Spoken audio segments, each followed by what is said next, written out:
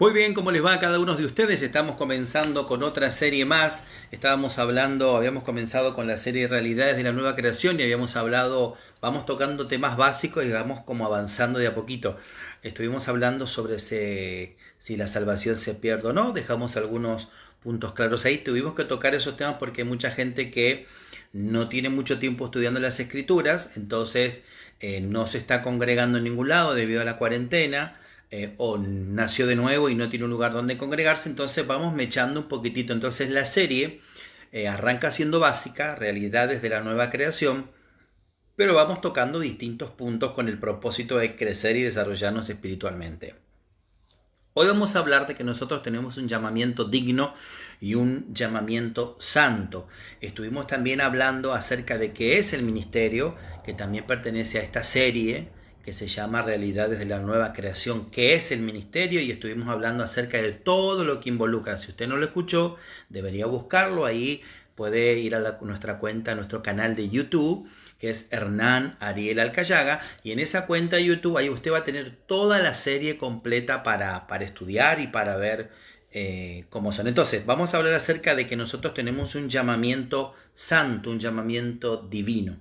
Para eso vamos a ir a Efesios capítulo 4 y vamos al versículo 10, donde Rab Shaul Pablo está hablando a los Efesios, a la iglesia de Éfeso, y le está hablando acerca de que nosotros somos un cuerpo, de que Cristo es la cabeza y que, bueno, ha tenido tanto poderío y tiene tanto poder que él mismo fue quien constituyó o quien a los hombres dio dones, a esos mismos que llamó, los dignificó y les dio unos dones. El versículo 6 dice, y eso de que subió, no, el versículo 10, el que descendió, refiriéndose a Jesús que descendió al infierno, es el mismo que también ascendió por encima de todos los cielos para llenar todas las cosas. Viene hablando de lo que Jesús había hecho. Dice, y él mismo dio, hablando del mismo, de Jesús, de Yeshua, dice, y él mismo dio a unos, hablando de esos dones, nos dio dones de ministerio de apóstoles, a otros profetas, a otros evangelistas, a otros pastores y maestros, a fin o con el propósito, ¿verdad?, de adiestrar a los santos para la obra. ¿Para qué? Dice que para adiestrar a los santos. ¿Quiénes somos los santos? ¿Son las vírgenes? ¿Son las imágenes? No. En la Escritura nosotros somos los santos, los hijos del Eterno, los que Él vivificó, los que nos dio la naturaleza de Él. Es lo que nos hizo nacer de nuevo y nosotros somos los santos. Santo en las Escrituras, desde el punto de vista bíblico, no es el que uno piensa. Santo generalmente la gente piensa que es aquella persona que no tiene errores. Pero bíblicamente un santo es aquella persona que el Padre separó para su servicio. Eso es un santo. Entonces estamos hablando de que nuestro llamamiento es santo y digno y divino, que tiene que ver con esta serie de realidades de la nueva creación. Y dice, y él mismo constituyó apóstoles, a otros profetas, evangelistas y otros pastores y maestros, a fin o con el propósito, dice la Biblia textual, a fin de adiestrar a los santos. Nosotros somos los santos. ¿Para qué? Para la obra del ministerio. ¿Y qué función cumple la obra del ministerio? Para la edificación del cuerpo del Mesías. ¿Hasta qué? Hasta que todos lleguemos a la unidad de la fe, de que vamos creciendo. Para eso los pone, para que nos ayuden a desarrollarnos espiritualmente. Hasta que todos lleguemos a la unidad de la fe y del conocimiento pleno del Hijo de Dios, a un varón, esto quiere decir a un ser humano, hombre, mujer, perfecto, esto quiere decir maduro, a la medida, vamos a ver que esa medida, a la estatura, ¿de qué estatura? De la plenitud del Mesías. ¿Cuál es el propósito? Para que ya no seamos, atención, niños fluctuantes. O sea, el Padre nos llama, nos justifica, Jesús es una obra maravillosa, redentora de salvación, y no solamente eso, sino que nos llama, nos salva y nos da un llamado. Ese llamado del griego es el domata, que es un llamado divino, que Él te capacita, te da un ministerio y te capacita para que lleves a cabo ese ministerio. Y todo tiene el propósito de adiestrar a todo el pueblo de Dios. Fíjese que todo tiene que ver con el otro, no con uno mismo. Mucha gente se olvidó de eso. Para edificar el cuerpo del Mesías hasta que todos lleguemos a la unidad de la fe, el conocimiento pleno, un varón perfecto, a la medida de la estatura de Cristo. ¿Para qué? Para que ya no seamos niños fluctuantes, zarandeados por las olas, llevados a la deriva por todo viento de doctrina, por la astucia de hombres, como esto está siendo enseñado por hombres, pero es para avivarte, para que por la astucia de los hombres que emplean con maestría, impresionante lo que dice el textual, las artimañas del error. En otras palabras, la palabra de Dios y los ministerios fueron dados a hombres que se equivocan, que fallan, pero lleva el propósito de desarrollarnos espiritualmente. Y tiene el propósito de hacernos madurar. Mucha gente no confía en los hombres, y entiendo por malos precedentes, porque muchos utilizaron el ministerio para hacerse su propio papado, su propio conuco, su propia quintita. Estoy utilizando mix el lenguaje, porque hay muchos hermanos venezolanos que después lo ven, o lo ven en vivo, lo ven en diferido, o lo ven por nuestro canal de YouTube. Así que te pido que te suscribas en el canal de YouTube, que te suscribas y toques la campanita y vas a tener todas las clases gratis. Por eso voy usando. Entonces, 2 de Corintios, Segunda de Timoteo 1:9, dice: quien nos salvó y nos llamó con llamamiento santo, no nos llamó a cualquier cosa, no conforme a nuestras obras, en otras palabras, no nos llamó por mérito nuestro, sino según el propósito suyo. Interesante, mucha gente que está utilizando los dones para un propósito propio, pero dice que para su propósito. Y la gracia que nos fue dada en Yeshua, en Jesús, antes de los tiempos de los siglos. ¿De qué siglos? Bueno, antes de los tiempos que se iban a venir. Todo esto, como el Cordero de Dios fue inmolado desde antes de la fundación del mundo, todas las cosas fueron hechas primero en el mundo espiritual, en lo que muchos conocen como la eternidad pasada, pero no vamos a entrar ahí porque si no entramos en confusión, para este presente. O sea, el Padre nos llamó con llamamiento santo. Primero nos salvó y después tenemos un llamado divino, justo, digno. Ahora, ¿cómo sabe que esto es santo? Ya lo vas a ver. ¿Cómo nos damos cuenta de que nuestro llamado es santo, de que nuestro llamado es divino? Bueno, bien, porque todo lo que nosotros vamos a hacer en nuestra vida diaria, no te digo 24 horas, pero en su mayoría tiene que ver con ese llamado, con esa naturaleza que nosotros tuvimos. Por ejemplo, el golfista Tiger Woods, todo lo que hacía en su vida giraba alrededor del golf, de ese deporte, y practicó durante horas y horas y horas y horas y horas y horas y horas y horas, afino con el propósito de convertirse en lo mejor. Veía videos referidos al golf, tenía amistades referidas al golf, iba a comer en la casa de amigos que tenían golf, veía videos golf, leía libros golf, videos de golf, todo eso. ¿Por qué? Porque él en su profesión quiso ser el mejor y así lo fue. Entonces, la gente que esté allá afuera en ese mundo, practicando o estudiando para ser perfecto, que está perfecto, ser lo mejor que pueda en su profesión, ¿cuánto más nosotros? Pero no, hoy vemos todo lo contrario. Hoy vemos mucha gente que está en el ministerio, que se aprendió 20 pasajes bíblicos de memoria y que ya es un profeta, ya es un pastor, eso no es así. Lamentablemente las escrituras nos enseñan de que eso no es así, que generalmente ha pasado mucho tiempo entre el llamado y la salida del ministerio. Claro, como dije anteriormente en el mensaje que es el ministerio, de que en estos tiempos, valga la redundancia, el Padre está acelerando los tiempos. ¿Por qué? Bueno, porque Él tiene un propósito. Él acelera los tiempos. Permítame que tengo que poner esto aquí. Ahora sí. Él está acelerando los tiempos porque, valga la redundancia, hay cosas que Él tiene que hacer o que está haciendo. No, esto por metido nomás. Lo voy a dejar ahí. Perfecto. Se está achicando el tiempo. Entonces, que eso que se quede así, que eso ya no se mueve. Si no lo acomodé antes, no quiero que se acomode ahí. Entonces nosotros necesitamos avanzar y o crecer. Así que vamos a avanzar. Hay pastores muy pasivos, y tienen esa pasividad que la llevan a sus ministerios, en su vida diaria, en su vida de comunión, en su vida de relación. Tienen una vida muy pasiva, y la pasividad es la madre de todos los fracasos. Tarde o temprano nosotros vamos a pagar las consecuencias de la pasividad. Viene un problema y se olvidan de las escrituras porque vienen gobernados, controlados por su sentido físico, todo lo que ven, todo lo que lo creen, lo asimilan, y no creen ni asimilan lo que dicen conocer. A todos nos pasa en un momento determinado, quizás somos diestros en un área y en otra no. Deberíamos confiar o creer o desarrollar más fe en otras áreas, porque en algunas somos maestros y en algunas situaciones o en algunas áreas de nuestras vidas viene la adversidad y no nos mueve porque no nos mueve, pero en otras nos volvemos como niñas o como niños. Entonces, se olvidan de cuando los habían azotado, cuando los tenían encarcelados, Hechos capítulo 4, versículo 29, y ahora a los discípulos habían prohibido que predicaran. De hecho, a muchos los habían azotado, fue Pedro, Juan, y en Hechos 4, 29, después que lo soltaron, dice: y ahora, Señor, mira sus amenazas y concede a tus siervos, o sea, a nosotros, que con todo denuedo hablen tu palabra. O sea, ellos redoblaron la apuesta porque ellos entendían la obra que estaban haciendo. Hoy necesitamos gente que entienda y que sepa a quién le está sirviendo y lo que está haciendo. Porque si no, tenemos derrotero, porque Dios nos da dones para que algo sea multiplicado, y si no tenés la posibilidad de ministrar como ministrabas antes porque te cerraron el templo, porque lo tuviste que cerrar por la cuarentena, por lo que sea, no te invitaron más a ministrar, no tenés lugares, bueno, ministrar desde tu casa, ministrar por WhatsApp, ministrar por las redes, pero algo hay que hacer porque el día de mañana nos vamos a ir al Bimá de Cristo, al Tribunal de Cristo, y Él nos va a pedir cuenta, por lo menos decir, algo hice.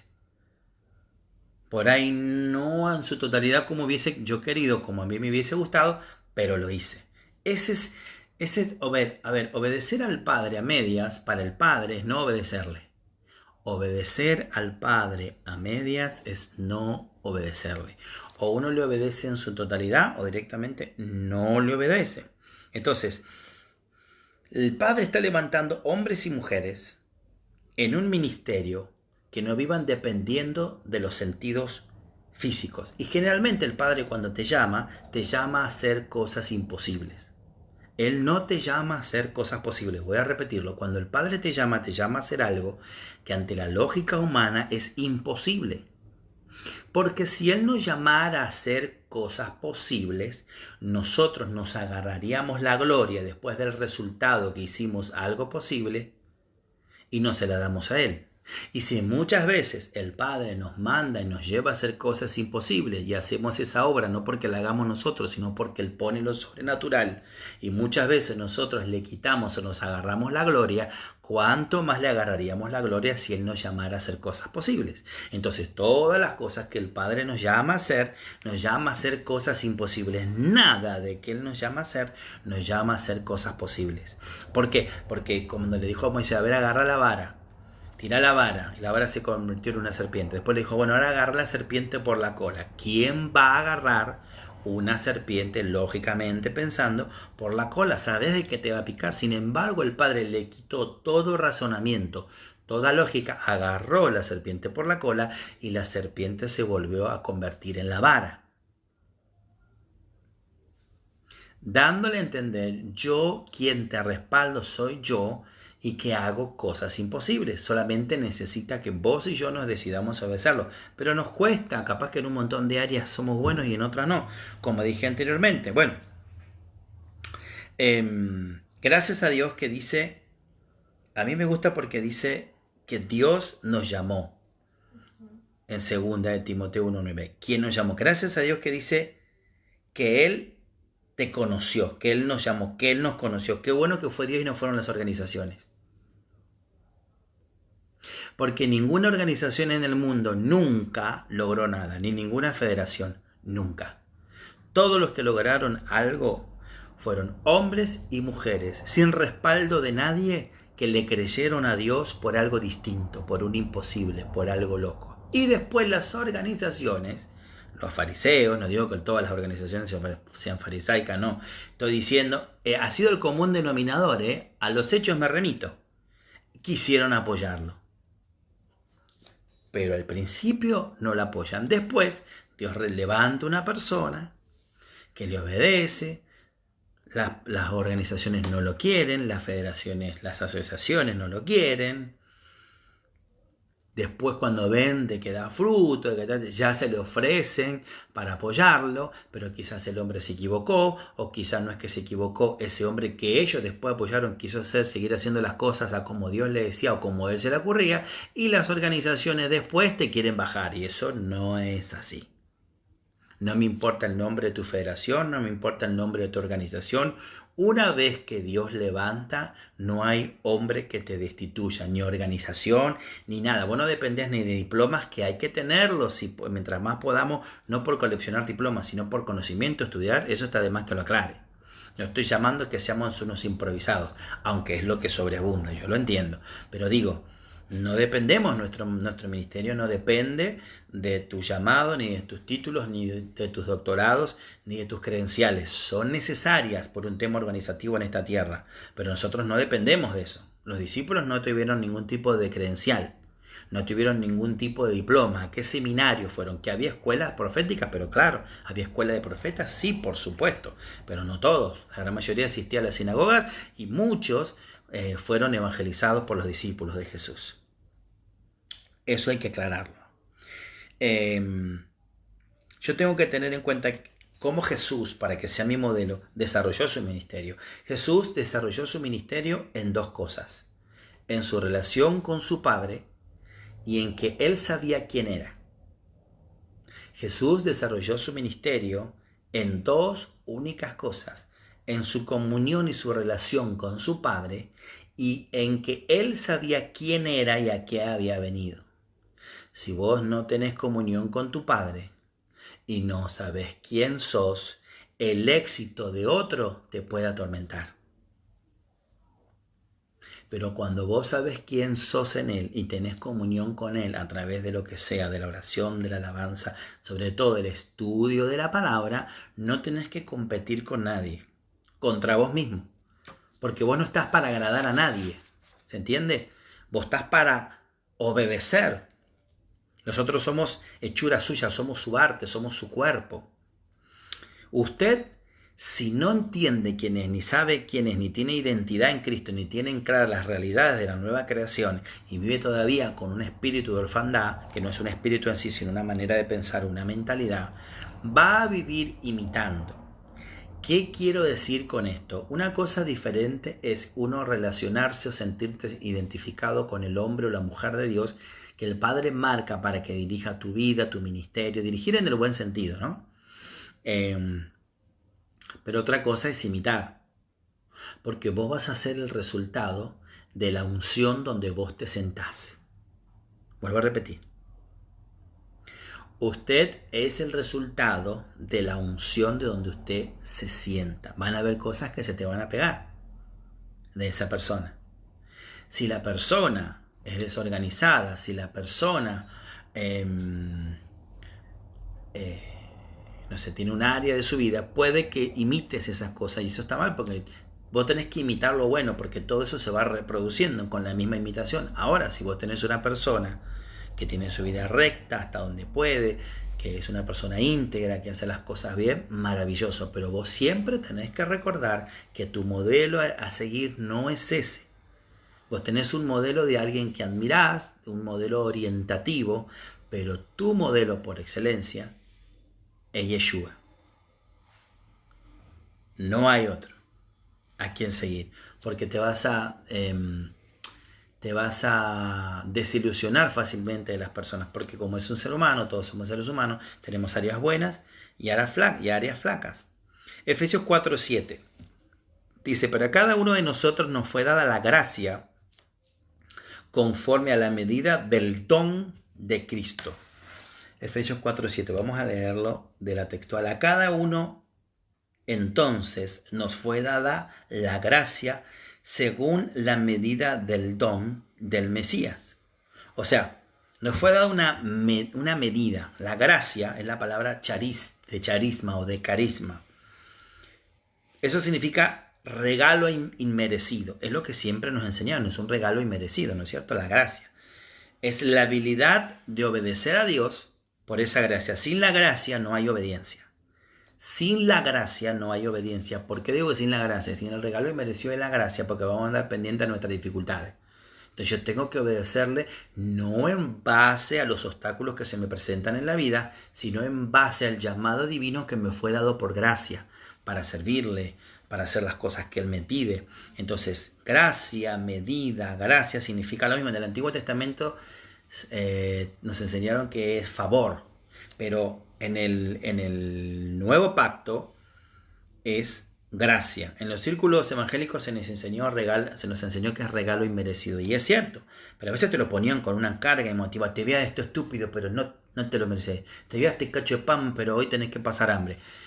Y así crecimos. Y hay que sacarse un montón de cosas, deslastrarnos la mentalidad evangélica, porque la gracia también es acceso. El significado de la palabra gracia, por eso Jesús tenía gracia, tenía acceso en todos lados.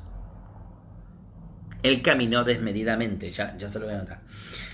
Hay los tipos de riqueza, presta atención. Yo anoté las riquezas comunes, las grandes riquezas y las riquezas verdaderas.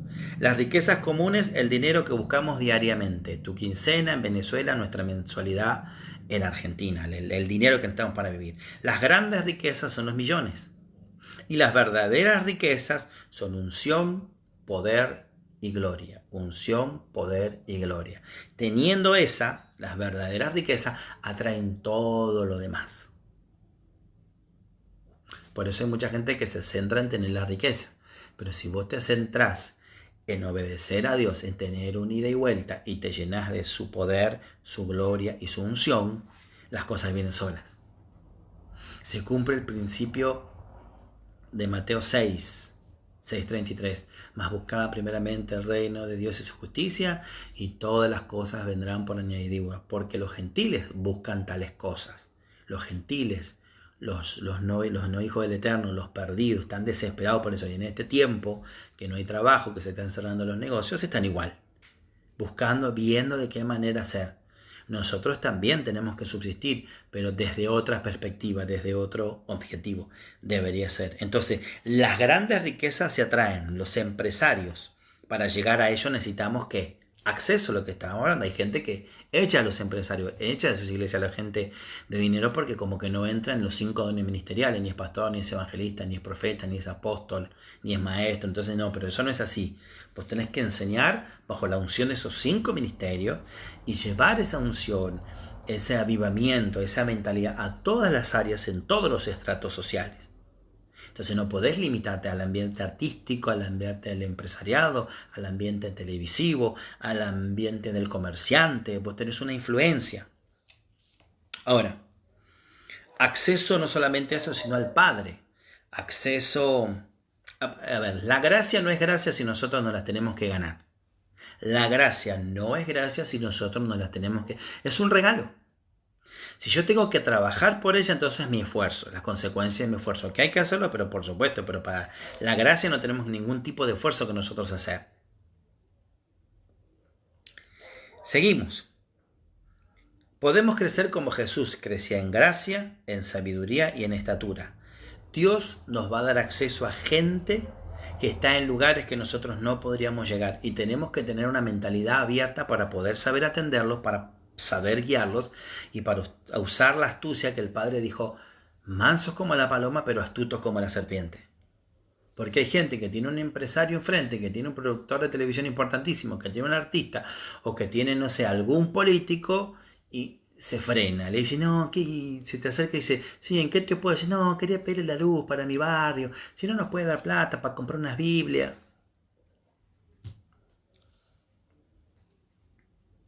Ahora, para tener acceso a todas esas cosas, y sobre todo a las finanzas, no tenemos que tener una mentalidad de indigente, una mentalidad de pobre, un espíritu de pobreza, que es una mentalidad que fue porque, claro, como vos no pasaste hambre, como a ustedes no les faltaron nada, no, porque mi papá, ¿sabés? Yo tomaba agua de la cuneta. ¿Y qué me importa que vos tomaste agua de la cuneta?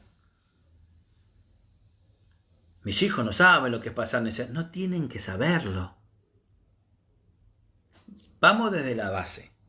El Padre envió a Jesús para que nosotros no nos fuéramos al infierno. Pregunto, ¿es así o no es así? Jesús murió en la cruz del Calvario, resucitó ¿para qué? Para que nosotros no estuviéramos destinados. Y entonces, ¿cuál es el ejemplo que estamos siguiendo? No digo de que hay que enseñarles a trabajar, de que tienen que buscar una carrera o una meta, de que hay que... No digo de que no. Pero que mis hijos tienen que pasar por la misma miseria que yo pasé y vivirlo para que ellos entiendan. Eso me suena, como dijo una política, a machirulo. Si yo soy tacaño, no puedo tener acceso a las grandes riquezas. No las verdaderas, estoy hablando de las terrenales, las grandes riquezas. Si yo tengo que hablar con un empresario, con alguien, y los tengo que invitar, no sé, a cenar a Palermo o a almorzar a Puerto Madero, y yo no puedo gastar 5.000, 4.000, 3.000 pesos en una cena, que para esos lugares es poco hoy, entonces no. Porque eso es una inversión, no es un gasto. Vos no sabés de ahí si salís con lo que vos necesitás o si salís de ahí con más de lo que vos pensabas. Bueno, entonces el tema de la inversión en muchos lados. En el reino hay un principio, que todo lo que el Padre te da, vos tenés que multiplicarlo. ¿Por qué? Porque si no te es quitado. La parábola de los talentos. Vamos a hablar acerca de cómo accesar, cómo poner en función los dones. Así que estate atento que va a ser parte de esta serie. Yo tengo que rendirme a otros. Tengo que entrenar gente en el llamado de ellos, no en el llamado mío. Yo ya vengo diciendo que hay mucha gente, mucho ministro, mucho líder, sobre todo, porque le aplica la palabra líder, no ministro, mucho líder faraónico que pone a su pueblo a trabajar para que construya las pirámides para él. Hay muchos líderes faraónicos que pone el pueblo de Dios con un corazón sencillo, con ganas de servir, de hacer algo en la obra, y los ponen a construir pirámides para ellos. Y el Padre está levantando una voz profética como levantó a Moisés y le está diciendo a muchos líderes: deja a mi pueblo libre. Y la entienden o por las buenas o como Faraón, la entienden por las malas. Y ya terminaría acá. La gran mayoría está entrenándose para construir, para ser un buen líder. Hacen el tema piramidal, para cuidar su quintita. La escritura dice que cuando el Padre creó al hombre y lo puso en la tierra, en comodato, por 6.000 años, para que la cuidara, para que trabajara, para que la labrara, lo puso para gobernar sobre la tierra, sobre los animales, aún sobre la naturaleza, pero no lo puso para gobernar sobre otro ser humano.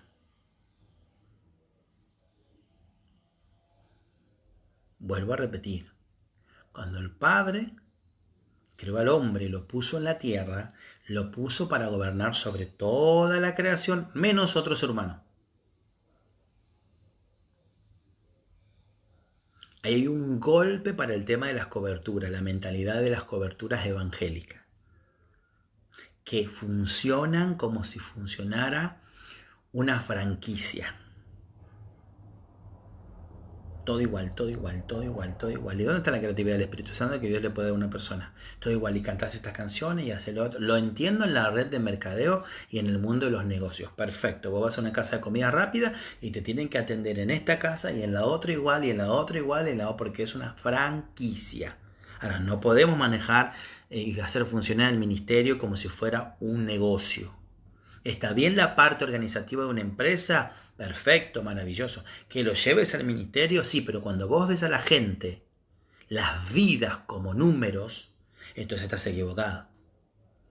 Porque el empresario, cuando yo voy a trabajar, soy empleado, a lo que le importa es que yo funcione en la visión de la empresa. Si estoy enfermo, si no estoy enfermo, si estoy bien, si estoy mal, si perdí a mi hijo, si me separé a él, no le importa. Y hoy, tristemente, en nuestras congregaciones se ve exactamente lo mismo.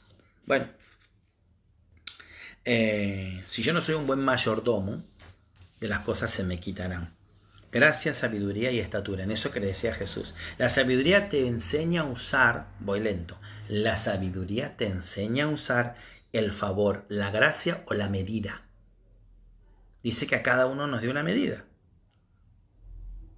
Ya lo vamos a ver. Entonces, la sabiduría te enseña a usar el favor, la gracia de Dios o la medida que tenés para crecer en estatura delante de Dios y delante de los hombres. Ese es el propósito. Mi llamado es santo. Yo no lo tengo por qué tener en poco. Yo lo tengo que dignificar. Porque el Padre envió lo más preciado. Y Jesús entregó lo más preciado, su vida. Para que yo con excelencia, por favor que se entienda con excelencia. No con una guitarra así todo palón. Vas con la guitarra, le faltan las cuerdas y tiene dos. Porque lo que importa es alabar, la intención del corazón. Sí, si no tenés otra cosa, pero tratá de mejorarla. Yo estoy tratando de tener toda la aparatología posible, la tecnología posible y la iluminación posible y voy arrancando, o sea, con lo que uno va pudiendo al principio, pero después estoy tratando de que se vea perfecto. Primero porque es para Dios. Yo no puedo decir, bueno, yo no canto mal, o sea, canto mal, pero no canto mal, o sea, canto bien, pero canto mal. Y en la realidad, bueno, yo desafino, pero canta en el baño. Listo, cortito, para mí no hay mucha vuelta atrás. ¿Entendés? Hay un testimonio, un hermano que cantaba re bien y no se movió en una mosca, pero vino uno que se desafinaba y levantaba las manos y cantaba y una unción cayó. Maravilloso. Pero ese es la excepción a la regla. Yo no puedo tomar eso como modelo. Porque si nosotros leyéramos cómo es la adoración en el cielo, los levitas, los 24 ancianos, ¿vos te crees que lo dicen uno por uno, uno por el otro, todo mezclado? Santo, santo, santo, o sea, que no se entiende nada. Hay una organización, hay un orden. Pero ese orden lo leemos, pero no lo queremos llevar a las escrituras. Dice que, y si no terminamos solo, la ley de la termodinámica dice que lo que comienza solo se mantiene solo y se autodestruye solo.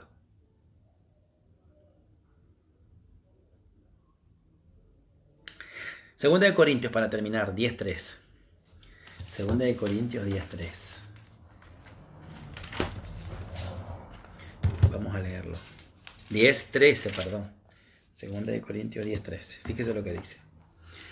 Pero nosotros, ¿quiénes nosotros? No nos gloriamos desmesuradamente, sino según la medida del límite que Dios nos asignó para llegar aún hasta vosotros. Lo voy a desglosar. Pero nosotros no nos gloriamos desmesuradamente. O sea, no nos gloriamos así como van gloriándonos. Sino, si nos vamos a gloriar, no deberíamos agrandarnos, hacer ostentación de lo que sabemos, no. Pero si lo vas a hacer, sé razonable. Si te vas a gloriar, hacelo según la medida del límite, cosa que el Padre nos dio un límite, que Dios nos asignó para llegar aún hasta vosotros. A cada uno nos dio un don, hasta un límite, hasta una medida, hasta algo. Pero nosotros tenemos que saber manejarlo y no nos gloriarnos en eso de manera desmedida. Medida, dice. ¿Qué es una medida? Es una esfera de influencia. Que nosotros funcionemos de acuerdo a la medida de influencia. No tenemos que tener influencia. Y no estoy hablando de liderazgo secular, ni las 21 leyes de un líder. No. Eso es un requisito. Eso va a suceder porque sucede.